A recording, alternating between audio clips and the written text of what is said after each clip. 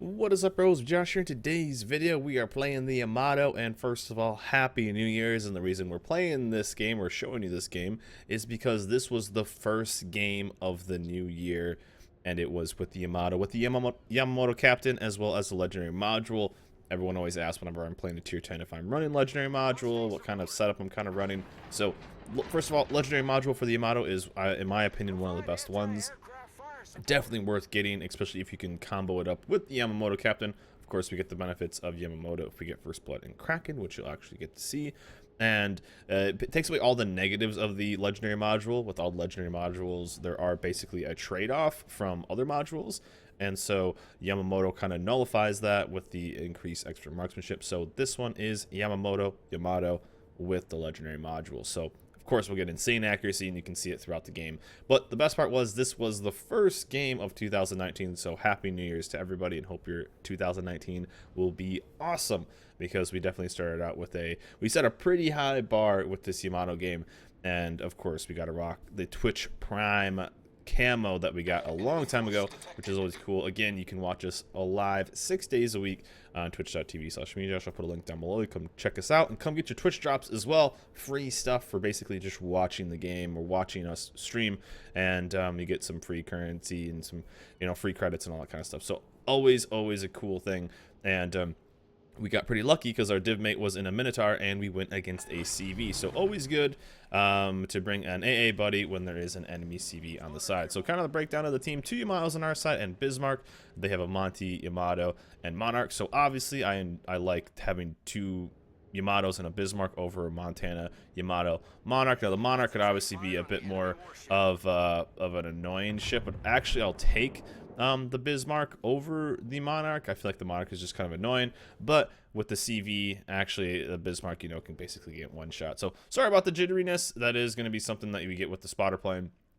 And not much we can really do, but this was basically just like a high tier game, normal high tier game, and it was a struggle from the start. Kind of trying to figure out where to go first, where to allocate all of our and there's the 2 Yamatos and a nice little fender bender, where to kind of just put the guns when I am rocking a high tier. And yes, Yamato does not care. Moscow does not care at all. And we're gonna try to do as much as we can here with the spotter plane as well. Always trying to be relatively centralized when it comes to the big bad battleships, especially Yamato. Yamato, you have the range, you're extremely accurate. I have faith in my aim as well. So with those kind of variables, I like to stay centralized with a lot of the big bad battleships, because if I get too off to one side, it's really hard to come back. So when it comes to, as you can see, I'm almost right in the middle. I really want to be in this area right here, and the reason why is I want to, one, support this. So I have shots all there, if you saw that first. So I would have had shots all there, especially if there's a cruiser.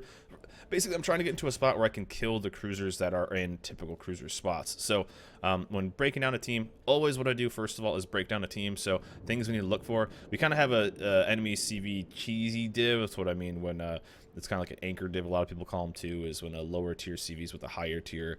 It's basically kind of like stack up, make their life kind of easier. So looking for where the Worcester is probably going to be. Looking for Worcester, Moskva, maybe Chappie, stuff like that, especially radar ships. Moskva is in a very typical Moskva spot. Worcester, I'm expecting to be kind of floating around this area. It looks like the Worcester's way over here, and the Chappie is right here. So again, trying to keep my guns centralized and trying to support a normal spot that a lot of cruisers can be is one right here, which the Chappie is. Another one that tends to be is kind of over here in this area. That's a very common DM spot, because he can radar the entire side.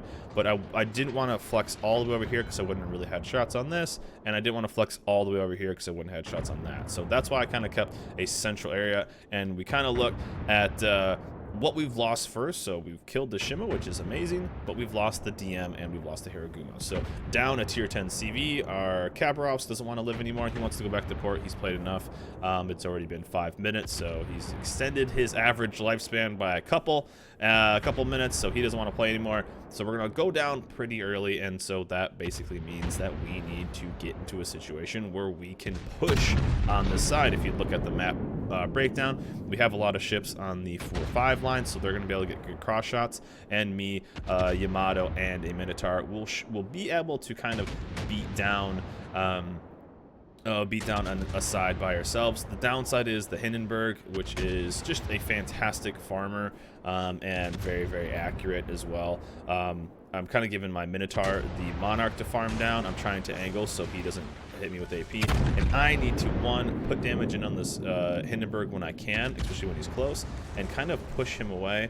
And what we'll do is we'll knock almost 20k off the start. So that'll make him kind of start licking his wounds a little bit and play maybe a little bit more passive and not try to just farm us straight up. And again, letting the Moscow, letting the Minotaur work this Monarch down, and then I can focus on this Hindenburg.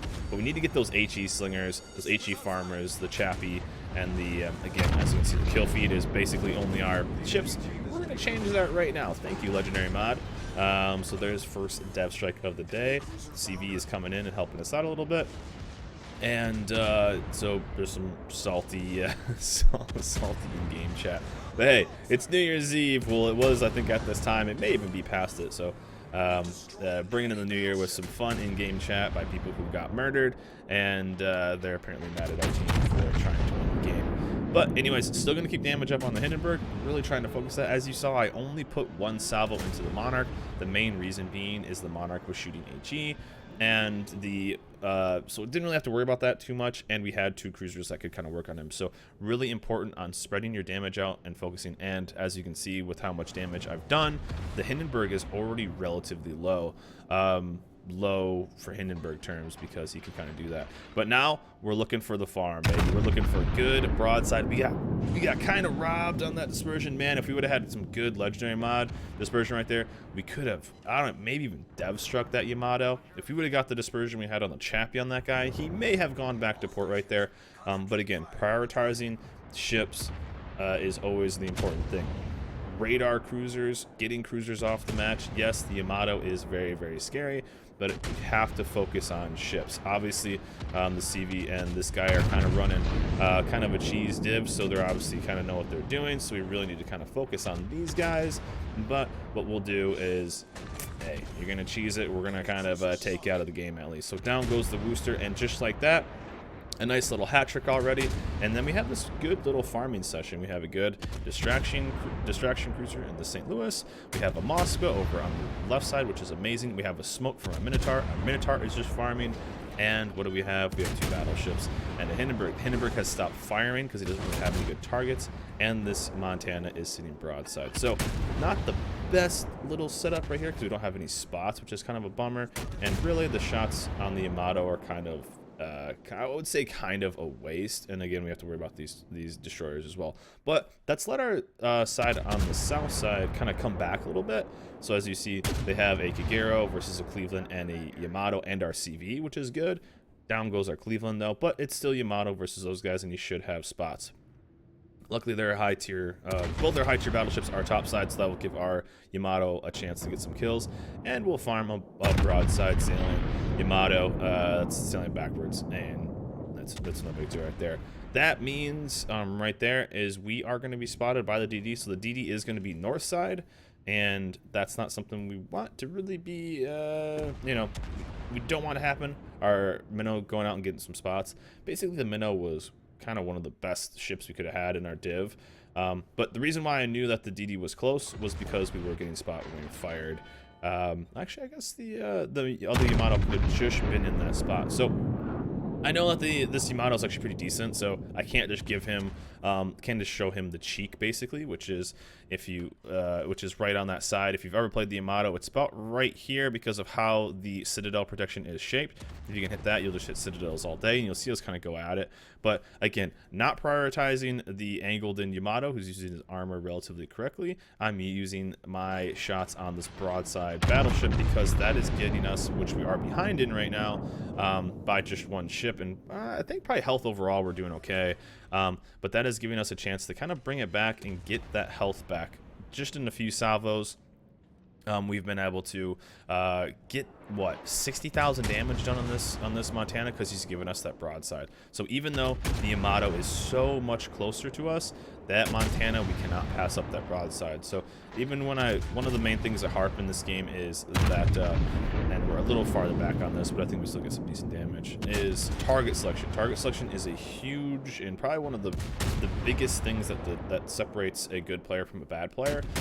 Map awareness is up there too, but target selection. So a normal player probably would have put just shots into this Yamato and gotten about a third of the damage, but look at how low this Montana is already. He's not even paying attention to me, and we're going to continue to just farm him. Again, he's 5 kilometers farther away, but he's just giving me a better angle, so this shot is just better to take. And again, we got a nice little shot from, I don't know if it was the Yamato or the Bismarck, and within a couple minutes that Yamato is off. So we have gone from being down by basically 4 ships to up by a ship. That's a pretty big swing, but they still do have 2 DDs and 3 caps, so that's a bit of a bummer. But our Yamato is kind of, Yamato, that's me. Our midway is gonna reckon, and the Yamato takes out the Moscow. Our St. Louis gets killed by the Essex, so there's a nice little swing. This game basically goes back and forth, and oh man, if those 2 on the left side would have been kind of where my right one was, that would have been good stuff. But we can get to a spot right now where I have to be careful. I think he chunks me for a little bit right here, and there's the torps. We know the DD's there, so he's aiming for the Citadel, which he got one of them. That's to be kind of expected. And we're gonna get this salvo right here. I think this will get it, and this will actually get us a little bit of a heal, so we'll actually be ahead on that. So there's the fireworks. That's what we want. And we're just gonna basically push forward, and right kind of from here, this is kind of the end of the game. We held down. Target selection was a big thing to kind of show off this. And as you see, the Hindenburg, what we did is we pushed him relatively low. We got him about 15k, and what did he do? He basically disappeared until he came back with 2 extra heals. So he played extremely passive. I kind of figured that he would, and with that, we didn't see him for about a 5-minute session, because he went out and got, he went out and came back with 20,000 more life, but he was just AFK in a way and didn't really do any damage, which is exactly what I didn't want. As you see, even with the heal, I'm at 60, almost 70k now, and we still have 5 kills. We still have a few more cruisers right there. That's perfect. Our gearing, our Minotaur isn't going to miss that. So our Minotaur, one of the all-stars, trade one from the stream, being OP, and just like that, we can kind of do this. Now, this is kind of also kind of funny when it comes to it, and we're going to get our 200k damage, which is always a good game, is watch our Bismarck go through this cap and just not stop. So we actually could have lost this game, which is kind of crazy, and you can kind of see this game kind of just go down. This is just the power of caps. And of course, we slammed the Hindenburg. We almost 5 overpens on the broadside Hindenburg. That's kind of funny, but we'll get our revenge on this Neptune in just a second. Don't have to really worry about the Hindenburg torps because they're only 6 kilometers. Then down he goes. Yamato takes that, but that's fine. We'll chunk it up to him. And Neptune, I think he would have been spotted in smoke anyway. I would have just got closer, but we'll get him off the map anyway. So there's our 6 kill. And as you see right here, watch this Bismarck just go purely straight through this cap. No breaks, no nothing. I don't even know. I'm kind of interested to look back at this and just see how close it is to capping out before he just leaves cap. Also, their CV does have the ability to still strike me, same with the Yamato, but our CV played awesome in this game as well. But there's not much the CV can really do against like an AA Minotaur. I don't know if he's full AA, but he's definitely AA enough. But all right, so we have about 80% of the cap. 80%. Let's see how close it gets before he just falls off. I didn't realize this till later. Look how close he was to capping, and he just left. It wouldn't be a Bismarck player without being completely worthless as much as they could, but as long as they're having fun. 2019, the year we can't be mad at potatoes. But that was kind of funny. I looked back and he just left, and I was like, wait a second, what do you mean? What do you mean? And so about 5%, maybe a couple more seconds, he would have had it. But we could still lose. That's the thing I want to kind of point out here, and how kind of important it is we could still lose this game. If we don't find the CV, we actually lose this game, because if you look at the motion of all these ships in the direction, the Yamato's not going south. We're just going to get this one. Bismarck's heading our way. If we don't stop a cap and take another cap, we just lose this game. Like, I don't even think even the Yamato or the Bismarck realized that, or maybe we all assume that the Bismarck would just cap it out, is we could still lose this game if we never find this guy. Especially right now, they're going to have 2 caps to our 1, and as you see, yeah, I see you all are concerned with caps. Yeah, I want to win this game. We worked really, really hard for it. We had really good teamwork on the north side, the Moskva, Minotaur, and us. So I told my Minotaur to basically head straight to B cap, not even worry about capping this, because he's going to have the speed to at least stop it. It's not so much about killing, about actually capping the caps. It's about stopping the caps. If we can just stop B cap, which our Bismarck is going to actually back up. So luckily he did listen, and we would end up getting this. And our Minotaur probably would have been able to get down there as fast as possible. And luckily the Essex wasn't in the bottom corner. He basically gave up. And we're going to take him out with the holding the gun sideways. That's a kill shot. And just like that, down goes the Essex for kill number 7. So bringing in 2019 with a 7-kill Yamato Kraken, bringing in the new year right. Look at that, 221,000 damage, 21,000 XP, 7 citadels, 7 kills, bunch of main battery hits, all the things in the world. Even got a fire, close quarter combat Kraken, Confederate, devastating strikes, high caliber. The only thing we missed was first blood. That would have been cool to get, but hey, what are you gonna do? We actually wouldn't have even used anything, so it didn't really matter. But one of the things that was awesome was 3,000, the first game of the year of 2019, 3,000 base XP. So not too bad. We set a pretty high bar and definitely haven't touched it since. So, but it was a fun little game to bring it in, and it was a fun thing to do the New Year's Eve stream. But anyways, Happy New Year to all of you guys. You guys have made 2018 awesome. And I'm looking forward to 2019 to keep pumping out YouTube content. So more of all the series we're working on right now. I'm really looking forward to that. Hope you guys are as well. But let me know in the comments below what your first game of the new year was, and if it was as good as my first game. There you go. Good luck. Have fun. But anyways, guys, again, you can check us out live on Twitch 6 days a week. 6 days a week, twitch.tv/mejosh. Come check us out, come hang out, get your free stuff from all the Twitch drops. But anyways, guys, that's it for me. Hope you guys enjoyed this video. Remember, like, subscribe, and I'll see you guys next time.